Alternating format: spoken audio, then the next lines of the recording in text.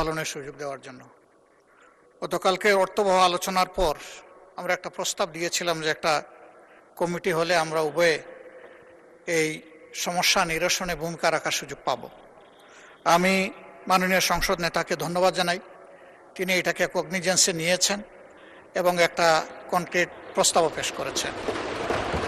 কমিটির সদস্য সংখ্যাও তিনি প্রস্তাব করেছেন এবং সরকারি দলের পক্ষ থেকে 5 জনের কথা এখানেই পরিষ্কার ঘোষণা করেছেন।